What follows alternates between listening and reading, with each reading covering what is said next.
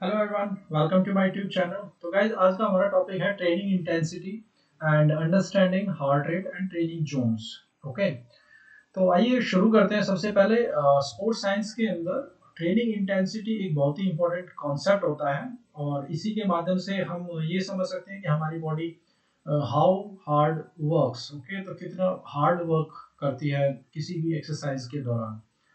तो इसे हम मेजर जो इंटेंसिटी होती है उसे मेजर करने के लिए एक सिंपल कॉन्सेप्ट होता है, वो होता है हार्ट रेट।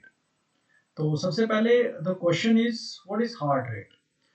तो हार्ट रेट का कितनी बार हैपन होती है, कितनी बार आपका हार्ट धड़कता है। ओके, जब आप आराम कर रहे होते हैं तो आपकी हार्ट रेट काफी लो होती है और जब आप रनिंग शुरू करते हैं तो आपकी हार्ट रेट बढ़ जाती है।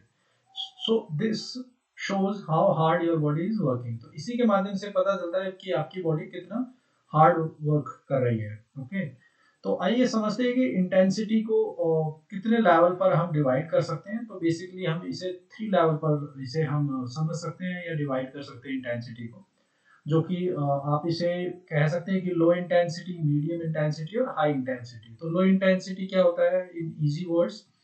लो इंटेंसिटी में आप जब कोई भी आपकी मूवमेंट होती है या एक्टिविटी होती है वो काफी लाइट रहती है, जैसे कि वॉकिंग या स्लो जॉगिंग। और यू कैन इसमें आप बड़े आराम से जब आप किसी के साथ वॉक करते हैं या स्लो जॉग करते हैं तो इजीली आप बातचीत कर पाते हैं। ओके, तो this is good for beginners and recovery days means कि जब आप कोई इंजरी के बाद आप जब रिकवरिंग कर रहे होते हैं तो उस समय ये इस तरह की लो इंटेंसिटी एक्सरसाइजेस काफी यूजफुल रहती हैं। ओके, और इसमें आपका हार्ट रेट भी काफी लो रहता है।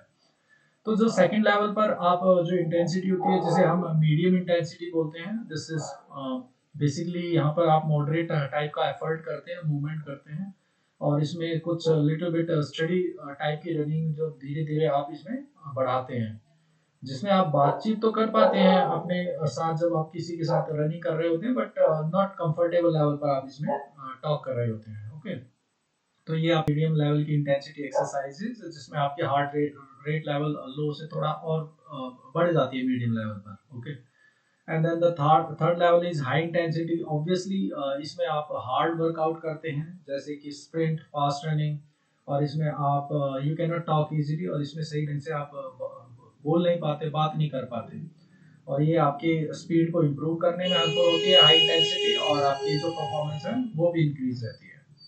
ठीक है, तो इसके कुछ एग्जांपल्स है जैसे कि एक लाइफ, जैसे कि आप एक कह सकते हैं कि एक आर्मी एस्पिरेंट या एक बिगिनर या एक स्टूडेंट जब 1600 मीटर की रनिंग या उससे ज़्यादा की एक्सरसाइज इसकी प्रैक्टिस करते हैं, ट्रेनिंग करते हैं, अगर वो हर रोज तेज फास्ट रनिंग करते रहते हैं तो इससे वे जल्दी थक जाते हैं और उनकी परफॉर्मेंस भी इम्प्रूव होना बंद हो जाती है। लेकिन उन्हें इसी के बजाय अगर वो मिक्स करते रहते हैं जैसे कि स्लो रनिंग, मीडियम रनिंग और या फास्ट रनिंग, जैसे कि लो इंटेंसिटी या मीडियम इंटेंसिटी या हाई इंटेंसिटी के स्टेमिना भी बढ़ता है और स्पीड भी उनकी इम्प्रूव रहती है।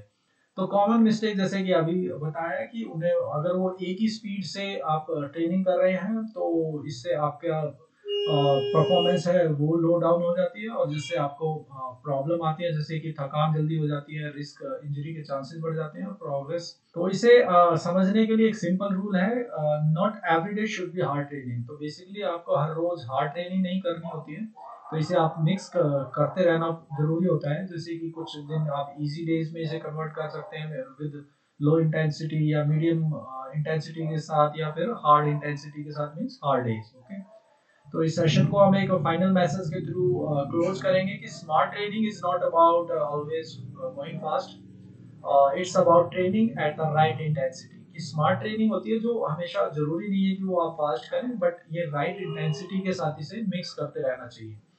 तो याद रखें, ट्रेन स्मार्ट और stay health. Okay, thank you.